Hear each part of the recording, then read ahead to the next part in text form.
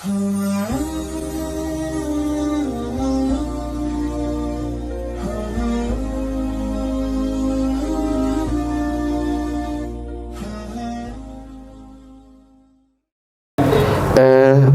ya, tolong jangan pernah dibenturkan syariat dengan hakikat. Ya, itu nggak bijak kita. Jangan dibenturkan. Karena memang pada dasarnya mereka tidak terbentur. Kalau dikatakan Allah, sholatlah kamu pada waktunya. Kalau sudah zuhur, ya syariat mengatur, ya kita sholat ke masjid berjemaah, kan begitu. Nah, tetapi bagaimana memasukkan kaji sifat itu imam, jasad, makmum? Ya terapkan aja di dalam berjemaah itu. Terapkan syariatnya, wa itulah imam. Pada hakikatnya coba kalau diurut seperti yang saya bilang, kita tadi sholat berjemaah, ya kan? Kalau secara hakikat, ya saya jelaskan dulu balik dari awal.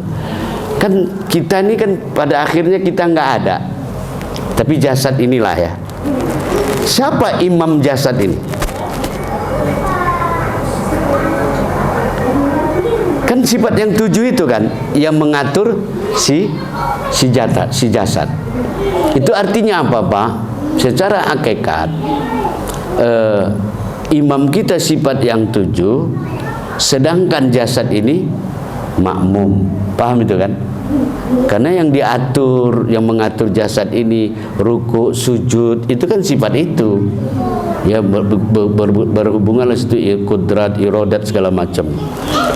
Nah, kalau dalam sholat berjemaah, tadi kita berjemaah, kebetulan saya imam. Ditanya jemaah, makmum, siapa imam kalian? Ustadz. Kan gitu. Ditanya ustadz itu, ustadz imamnya siapa?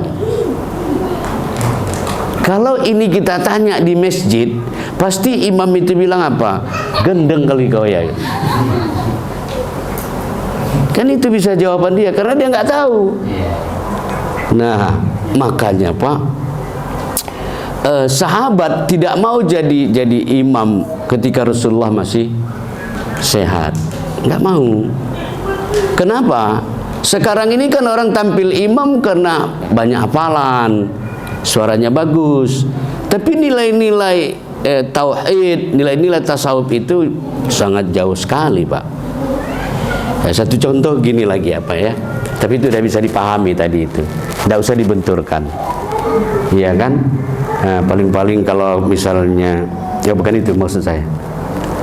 Kita dalam sholat jenazah pun banyak kita ini nggak lulus, Pak. Pernah nggak kawan-kawan berpikir, kenapa sholat mayat itu 4 kali takbir?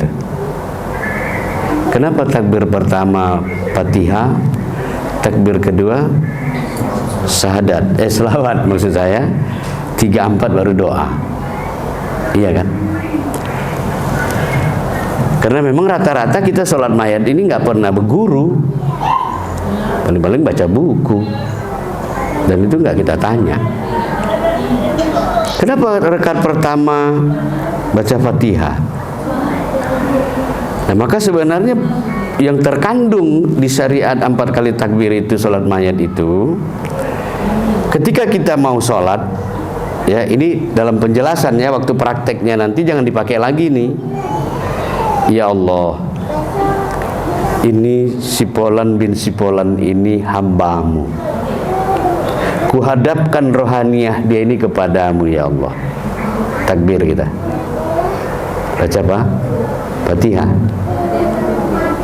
Paham?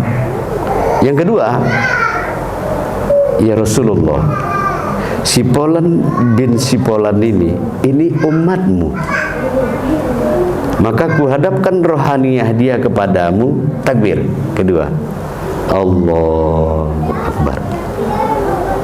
Barulah doa yang bacaan takbir ketiga berisi doa, yang terakhir berisi doa, itu baru diterima Allah.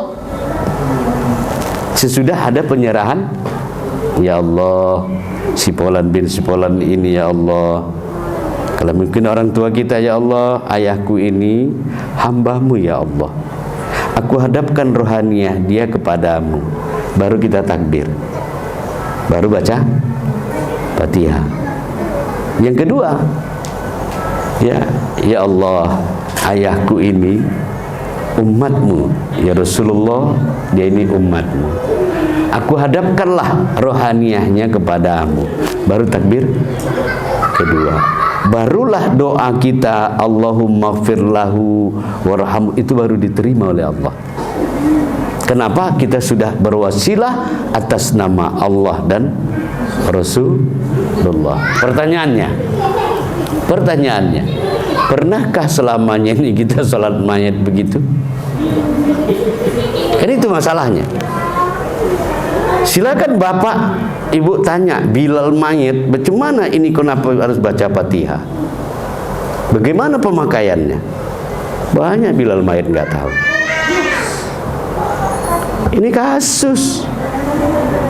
Makanya dikatakan Rasulullah itu, barang siapa yang menyolatkan mayat itu 40 orang yang alim, maka lepas siksa kubur kan?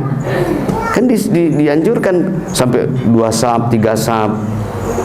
Nah kalau orangnya banyak pak, nggak paham dia hakikat yang di situ, apalagi ngaji tauhid dia nggak pernah, ada nggak saya cerita lah. Iya. Kan apa gunanya, kan gitu masalahnya. Ya, alhamdulillah pak, nanti pun ada masanya kita pak, apalagi kita laki-laki ini kan menteri luar negeri, ya kan, menteri luar negeri ini kan harus ini, ada kalanya banyak benturan. Ya apalagi kita pak, bakal tua-tua ini kan jadi laskar tak berguna. Datang cucu awak ngadu sama awak, kek kata dia pula, orang itu udah beli inilah kek, awak belum. Beliin apa kek? Sedangkan kemampuan kita nggak ada misalnya. Ini modal untuk suami juga ini, tapi istri-istri jangan dengar.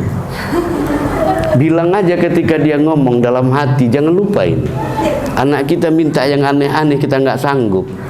Jangan kita marahi dia, lantas kita bilang, kurasa kau nggak ada otak kau ya, kau samakan ayah kawan kau itu sama aku. Iya kan? Memanglah kan, jangan. Istri kita ngadu, siapapun yang ngadu sama kita, ya jangan bilang yang aneh-aneh. Ya kita diam. Kalau istrinya ngomong harus ganti ini diam aja. Tapi diam itu harus berisi. Apa isinya? Ya Allah, dengarlah cakap istriku ini ya Allah. Kalau aku mau mengadakan keinginan nggak sanggup aku ya Allah. Tapi di dalam, iya kan? Dia itu hamba-Mu ya Allah. Kuhadapkanlah ya Allah niat kemauan dia itu kepadamu. Udah diam. Yang kedua, ya Rasulullah, kau dengarlah cerita istriku ini. Istriku ini umat-Mu ini ya Rasulullah. Ya dengarlah cakapnya ini. Ya Allah, ya Rasulullah, kan gitu. Kuhadapkanlah hajat atau kemauan, keinginan istriku ini kepadamu ya Allah, ya Rasulullah. Al-Fatihah, baca Fatihah. Lebih bagus begitu, jangan kita ini, kau pula mau gini segala macam. Ya kan, pakai kata-kata binatang lagi. Jangan. Ya ini kekayaan kita, ini kekuatan kita. Maaf, orang karo kalau dia ada masalah, pergi dia ke bukit, dia panggil bego ganjang itu, sukses dia. Kenapa kita nggak manggil dua kekuatan itu gitu loh? Apalagi kita udah ngaji tauhid. Aku tak ada, kau yang ada. Nah, gitu. Nah, ya. Jadi Ustadz Gondrong ke depan ini insya Allah hidupmu lebih bahagia. Ya, tapi jangan tinggalkan dia. Tinggalkan awak yang ditinggalkan. Ya, seperti itu. Pelan-pelan memahaminya, insya Allah pasti paham. Oke, ada lagi? Gak apa-apa Pak, kalau ada pertanyaan silakan. Kalau enggak kita sambung duduk di luar cerita. Ya. ini Ustaz, strata dalam ketahuan sebelum kita ngaji tauhid seperti ini kan, ngaji hakikat seperti ini, kita memaknai la ilaha illallah, bahwa tiada Tuhan selain Dia, dan masih jauh gitu. Kita akui dan jauh dia. Lalu setelah kita ngaji hakikat dan tauhid la ilaha illa anta, berarti sudah dekat itu. Tiada Tuhan selain Engkau. Ayat-ayat doa kita anta. Bahkan pada dataran ihsan kan akhlaknya harus ihsan. Wa'budullaha ka'annaka tarahu, beribadah engkau, berakhlak engkau sebenarnya gitu, berbuatlah engkau dalam kehidupan ini seolah-olah engkau seolah-olah. Iya, ka'annaka. Iya. Seolah-olah, iya. Tapi ka'annaka itu dia lebih kepada hakon. Jadi dia bukan seolah-olah tidak terjadi. Jadi kamu harus seolah-olah engkau melihatnya. Fa'idha takun tarahu, kalau kamu tidak punya kemampuan untuk melihatnya, fa'indahu yaraka. Ya, oke. Sesungguhnya dia melihatmu. Iya. Tadi la ilaha illa anta. Nah, setelah mengaji malam ini, kita sudah masuk pada level la ilaha illa anta. Tiada Tuhan selain aku. Nah, ini memang agak tidak saya bilang tadi ekstrim. Kita harus lengkap ngajinya. Kalau terpotong habis besok datang lagi memang bahaya Ustaz. Iya. Iya kan Ustaz? Iya. Karena nanti berhenti di ana, padahal ana yang dimaksud sini sebenarnya memang menolkan tadi Ustaz. Membuat diri kita menjadi nol. Karena ketika menjadi nol maka kita menggaris alif tadi. Tak bisa ketemu alif sebelum nol. Iya. Nah, yang menjadi pertanyaan saya, lalu ketika kita sudah memaknai bahwa annahu la ilaha illallah, begitu, kenapa kita masih sering tergoda setan? Di sisi mana kok masih bisa tergoda kita? Nah, padahal kita sudah paham nih sudah memaknai bahwa pada dasarnya kalau sudah tidak ada aku tuh setan mana bisa masuk lagi Ustaz? Betul. Tapi kenapa setelah kita sudah sampai pada la ilaha illa ana, tapi kok masih kesetanan gitu. Termasuk Adam sendiri yang sudah berkomunikasi pun masih tergoda dia Ustaz ya? Ya, begini, selamanya ini kan setan yang dimaksud di situ itulah keakuan itu. Sebenarnya Tuhan itu, Allah itu mendinding, dia tidak mendinding dirinya, tidak menghijab dirinya, tapi kitalah yang menghijab Allah. Keakuan kita itu secara teoritis ilmu kan udah jelas. Kalau sudah dia yang ada, kok masih juga mau itu? Nah, itu artinya apa? Karena dia belum duduk di situ, masih ada keakuan itu. Tapi kalau betul-betul memang hilang keakuan, nah ini sudah 50-50 jawabannya. Kalau sudah sempurna betul-betul kita insal kamil mukamil, dia kan jujur ya, kita kan secara teori sekarang paham ini kan, iya kan. Nah, beberapa saat kita rasakan enak gitu, tapi nanti ada masa hilang itu rasa itu tadi, iya kan. Di tempat ini awal waktu paham tuh, oh enak gitu, ada reaksi. Tapi begitu apa terpikir kita lupa. Nah, paham tuh? Disitulah dia masuknya itu. Jadi memang menghilangkan keakuan itu. Sampai-sampai Rasulullah, ya kan, dia mengatakan dia ummi, ya kan. Artinya apa? Aku tidak bisa membaca, tidak bisa menulis. Karena pendidikan Rasulullah itu bukan pendidikan manusia, makhluk, tapi dia asli. Ya, dia dapat pendidikan itu langsung dari Allah. Di mana mungkin? Ya. Nah, tetapi kalau sudah mutlak dia yang ada, tidak hanya dalam ilmu, dalam amal, itu enggak ada lagi itu. Makanya dikatakan iblis yang ada di diri Rasulullah itu sudah disahadatkan, kan itu gelarnya itu. Nah, kenapa itu tadi Pak? Kita ini bisa memang jujur aja Pak. Ya jangan-jangan aku orangnya. Kalau kaju udah tinggi Pak, tinggi. Hanya nunjukkan jatuhan aja aku nggak bisa. Dan kira-kira begitu. Ilmu sampai amal belum Pak. Iya, makanya harus sejalan ilmu sama amal. Pengamalannya itu Pak. Kalau ilmunya mudah. Ngaji hakikat ini nggak perlu S1. Ya, nggak usah marah kalau dibilang kita yang ngaji ini, maaf ya. Ini kaji orang bodoh gitu. Memang iya. Ya, pada saat disampaikan Pak, iya. Iya.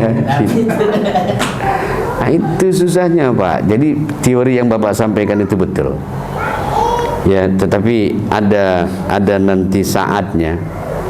Kalau memang klimaksnya itu sampai ke situ Pak, ya nggak bisa lagi Bapak ceritakan itu. Jadi gambaran syariatnya bagaimana kok iblis di diri Nabi sudah disadarkan, gimana itu ceritanya? Ya jujurlah Pak, betul lah bahwa kalau ketika Rasulullah perang Badar itu, selesai perang Badar kan kata Rasulullah, roja'na min jihadil asgharar ilal jihadil akbar. Kita baru pulang jihad kecil. Sahabat komentar, ya Rasulullah, kenapa antum bilang ini jihad kecil? Kan ada banyak sahabat yang korban. Kalau ini jihad yang kecil, mana jihad yang besar? Kata sahabat. Maka jawab Rasulullah, jihad yang besar itu adalah jihad memerangi hawa nafsu sendiri. Ya seperti itu dia Pak. Ya, kita ini kan itu tadi saya bilang, jangankan dalam waktu 24 jam kita ngaji malam ini, kalau yang bagi paham ada zuk di dirinya, ada rasa gitu, paham itu, iya, oh begini, kita kira-kira begitu. Tapi bisa nggak ini dipertahankan paham ini sampai besok pagi? Nggak ada jaminan. Bisa kadang-kadang kaji itu nggak jalan sama sekali, iya kan? Ada pula masalah ini, tapi kaji itu nggak jalan dia. Bisa terjadi. Banyak orang-orang dalam suluk itu tasbih diputarnya gitu, tapi rasanya nggak ada, hambar. Ngantuk aja. Iya, ngantuk aja bahannya. Iya, bisa terjadi Pak, bisa terjadi. Nah, jadi sangat-sangat luar biasa. Ya, tapi satu waktu itu akan saya bongkar yang sesungguhnya.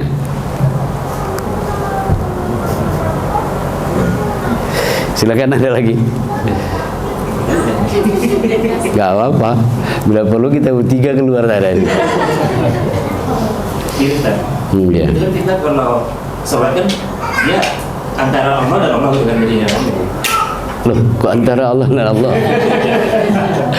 Itu ada dua, syirik tuh. Kalau kita itu lagi kan kemarin kan. Jadi misalkan kita doa lah, itu berarti kan dia bukan amin lagi ini ya. Terus kalau doa itu berarti beramin. Iya. Jadi ya kan terusnya. Iya. Kan itu kalau amin kan berarti dia masih dua.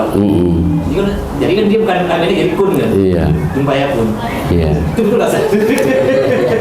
Dia begini, kalau jadi sensitif dengar dulu. iya. Ya kan kalau amin kan berarti kan masih dua deh. Udah terwujud Berarti dulu. kun ya. Masya Allah. Gak usah aku jawab lagi itu, dari jawab orang ini Pak. Cuma saya hanya bercerita saja.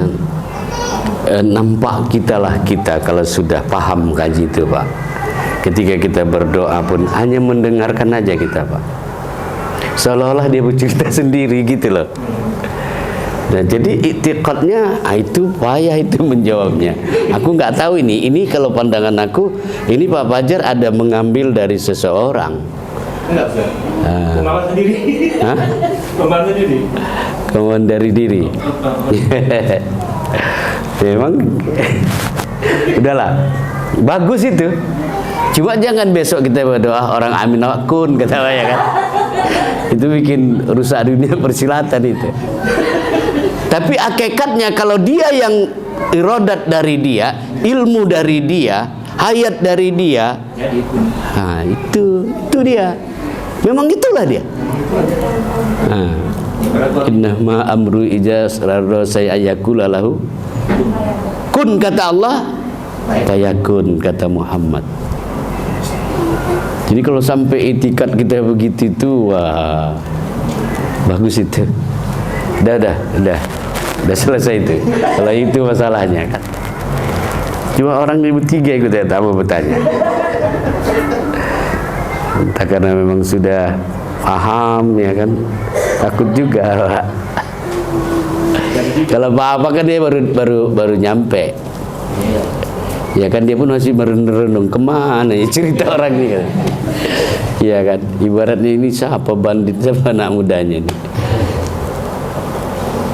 Bagi pengalaman, jadi Ya. dalam kajian metodologi pengetahuan Islam. Nah, sebenarnya Barat sudah memahami dalam bentuk metodologi pengetahuan seperti yang disampaikan Bang Fajar tadi. Ada seorang penulis namanya Ron Nadir, dia punya buku namanya The Secret. Itu keinginan kita adalah minta bagi alam semesta untuk mewujudkannya. Itu sebenarnya pengimplementasi dari makna yang disampaikan Bang Fajar tadi.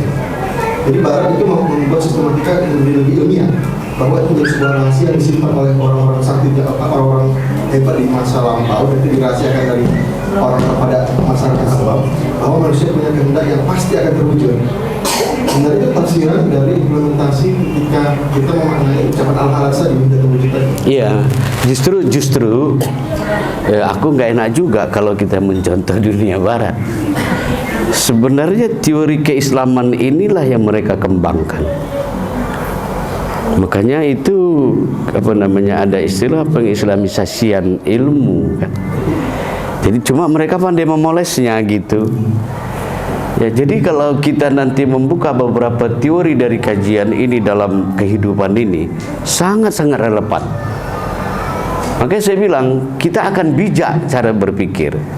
Cuma malam ini kutitipkan sama kawan-kawan semua di sini yang mau mendengar. Yang pertama bangun.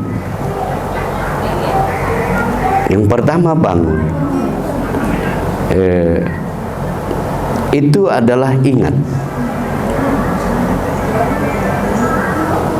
Dan kata ingat itulah nama Allah.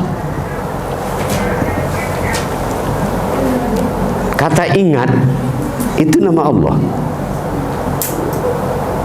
yang tidak tertulis. Coba kawan-kawan lihatlah ingat itu. Jangan dilihat yang diingat. Karena itu adalah aku. Ini penting memang dari awal disampaikan supaya mudah mengamalkan ilmu ini. Ingat itu, fazkuruni azkurkum. Barang siapa yang ingat kepadaku, aku ingat kepada dia. Kata ingat itu nama Allah. Bisa dipahami? Ingat itu termasuk sifat Allah. Itu nama Allah. Maka ketika Nabi Adam ketika ditiupkan ruh ke dalam jasadnya, kan kata Allah, hai Adam, ingat aku. Ingat aku. Dan biasanya kita juga dalam masyarakat kalau ada yang heboh, kita berantem, kita sakit hati, kita bilang, udah wah ingat gitu ya. Sebenarnya ingat itu nama Allah. Sebelum Allah ciptakan langit bumi, yang ada adalah ingat. Selamanya ini kan mengingat ini kan kita rasa kita yang mengingat. Sama dengan memahami kaji tadi. Coba pandang yang ingat itu adalah dia. Gimana rasanya? Coba rasakan. Perasaan bangun tidur. Ya, ingat. Nah, ingat itu yang diingat. Paham? Yang ingat itulah yang diingat. Oh, ingat itu kau rupanya gitu. Itu bukan kita. Ini anti stres. Yang kita bikin kacau itu malas bangun, ingatan tuh besok harus bayar ini, bayar ini. Berarti yang kita ingat ingatan. Cuma kaji ini mengajari kita mengingat yang ingat. Itu aku. Sebelum ada Asmaul Husna, sebelum ada Al-Quran, sebelum ada sholat, ingat itu duluan ada. Maka di dalam sholat ya kesadaran ingat itulah yang diingat. Coba dipikir-pikir besok biar ada bahan diskusi. Duduk-duduk besok ya kan. Bagaimana mengingat yang ingat? Karena yang ingat itu adalah aku, kata Tuhan. Kita kan tahu kita nama Allah itu Allah atau Asmaul Husna. Ya kan? 99. Ada satu nama Allah yang tidak tertulis. Dan barang siapa yang tahu itu punya kekuatan yang sangat luar biasa. Maka aku nggak pelit dengan ilmu, ku katakan mana nama yang ke-100 itu, walaupun terjadi perbedaan pendapat ulama, tapi saya memegang yang ini. Ingat. Ya kan? Berapa lama sudah kita mengklaim ingat itu punya kita? Kalaupun mau kita putus, belum tentu putus malam ini. Tetap ingat itu kita anggap perangkat kita punya. Ternyata ingat itu namaku, kata Allah, dan itu adalah aku. Kenapa? Nama itu tidak akan pernah berpisah sama yang punya nama. Yuk kita belajar, Pak, ingat kepada yang ingat. Tadi kan kita nggak ada, ingat. Rupanya yang ini dia juga gitu. Nah, cobalah, pasti nanti awalnya agak blank deh, gitu, terasa nggak enak. Sebentar, Pak, mengingat yang ingat, nggak enak sebentar, tapi udah dengan santai kita merasakan. Oh gitu, oh ingat nih dia. Ini yang Bapak bilang bisa melihat yang lalu, sedang dan akan datang. Tapi jangan dibilang-bilang ini di luar ya. Nggak boleh dibilang-bilang. Pokoknya udah tahu. Apa itu istilahnya? Tergantung apa yang diingat ya, istilahnya. Jangan. Enggak, asalnya, selamanya ini begitu. Yang diingat enak, tenang. Yang diingat nggak enak, saya sendiri. Iya. Tapi ini bukan itu. Bukan itu. Cobalah nanti. Ini semua kaji kita ini kaji yang nggak boleh diceritakan nih. Tadi keluar udah menjadikan diri la ilaha illallah Muhammad Rasulullah. Ya kan? Tapi memang harus dibongkar. Cuma aku bingung nih orang ini bertiga ini. Paham nggak orang ini? Insya Allah paham ya. Alhamdulillah. Ya kan? Ya, sengaja kalimat saya begitu supaya orang itu mau bercakap. Iya kan? Coba nanti Pak lawan orang ingat itu dengan ingat, melihat yang ingat itu. Wah, tak tahu aku, Pak, itu yang aduh sebenarnya rugi aku ngasih tahu itu. Karena itu punya keajaiban. Punya keajaiban luar biasa. Nggak percaya, dengan rileks amalkan aja rasa itu. Alasan ruginya apa? Alasan ruginya? Ya kan jadi ada saingan aku. Nah itu canda sih. Mana ada rugi. Ya gimana ya? Ya dijalankan aja lah dulu. Nggak bagaimana aku menceritakan rasa gula kalau bukan sama-sama minum gula. Nanti di luar aja, Ustaz. Oh iya. Kadang itu diajarin oleh dia langsung ya, Ustaz. Iya. Jadi kan kalau pengetahuan biasa, apa namanya bayani itu. Makanya Bang minta izin saya potong. Kadang-kadang kawan-kawan satu profesi Ustadz pun bingung melihat saya. Saya udah bolak-balik bilang, tapi maaf jangan lihat keakuannya ya. Saya nggak mau. Kita ini sharing. Mereka pun heran, di mana dapat Ustadz ini begini. Aku nggak ada aku jumpai di kitab begini. Sering terjadi itu kalau saya kumpul sama kawan-kawan. Iya kan? Tetapi mereka untuk membantah pun nggak bisa. Kan nggak perlu dalil ayat Al-Quran kalau setiap air pasti mencari tempat yang rendah. Kan nggak perlu kan dalil Al-Quran atau hadis kan? Hanya kerangka ilmiah bilang harus ada dalilnya, ada bukunya, ada kitabnya. Saya bilang bukan takabur, maaf. Kalau orang perpustakaannya memang di lemari kan? Iya kan? Kita yang ngaji ini perpustakaan itu al-ilmu fis sudur. Perpustakaan itu di dada kita. Kembali lagi ya. Iya. Jadi Allah tidak bilang al ilmu, misalnya ilmu itu di dasar laut, di dasar samudra, atau ilmu itu di atas gunung, di kawah ini. Nggak, ilmu itu dekat sama kau. Nah, jadi itu sangat-sangat bisa terjadi. Itulah maka ada istilah ilmu laduni. Ilmu laduni itu apa? Ilmu yang langsung Allah yang menyampaikan. Kita sendiri awalnya nggak tahu, tapi kok bisa tahu? Nggak digurukan.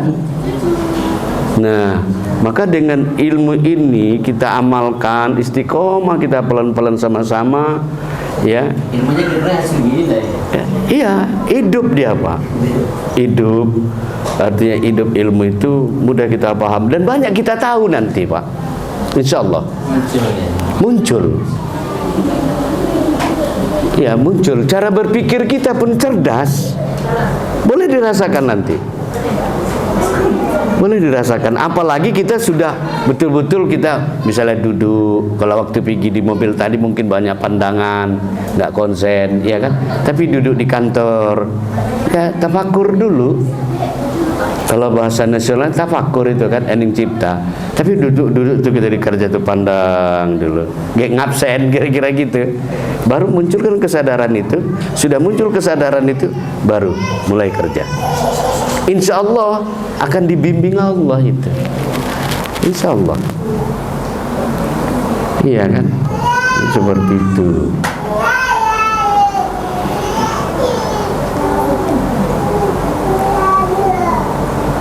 Sebelumnya ngaji di mana? Banyak Ustaz. Belum pesantren Ustaz. Hah? Belum pesantren. 3 tahun aja. 3 tahun di mana? Ngaji sama Belum pesantren. Ngaji di mana? sama guru juga di Jawa. Oh.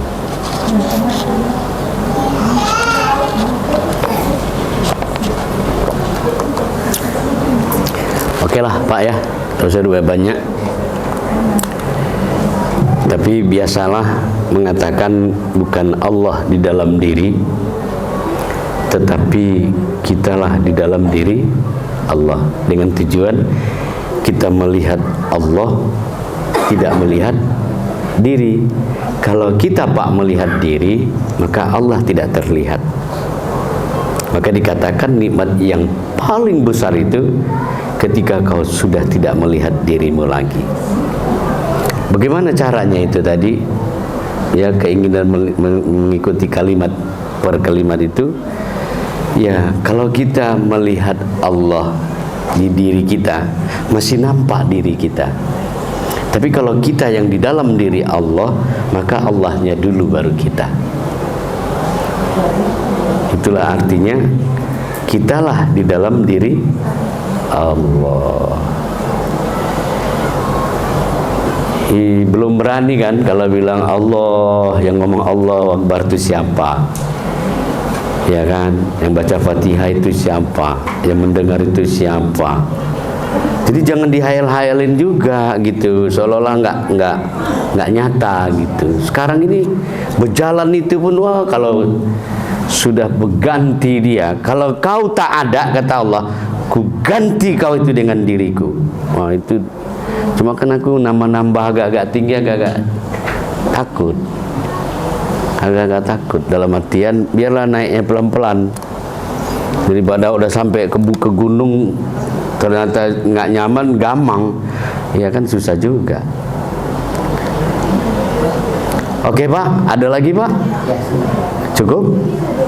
Gimana? Cukup? Baik, kita tutup dengan doa. A'udzubillahi samii'ul 'aliim minasyaitonir rajim. Bismillahirrahmanirrahim. Alhamdulillahirabbil alamin, hamdan syakirin, hamdan na'imin, hamdan yu'afi wa yukafi'u majidah. Ya Rabbana lakal hamdu kama yanbaghi bijalalikal karim wa 'azimi sultanik. Allahumma anzil lana ilma wa hikmah wa nura wa hidayah wa barakatah wa salamah. Ya mujibas sa'ilin, ya munzilal munzilin, ya akramal akramin birahmatika ya arhamar rahimin. Allahumma abdun alaina ya Allah bisafa'il ma'rifah wa hablana tasihal mu'amalah bima bainana wa bainaka ala sunnah ya rabbal alamin. Allahumma jam'ana hadha jam'an marhuma wa tafarraqana min ba'di tafarruqan ma'suma wahdina siratal mustaqim ya Allah ya rabbal alamin. Ya mukallibal qulub ya mukallibal qulub sabbit qulubana ala dinik fi ta'atik ya rabbal alamin.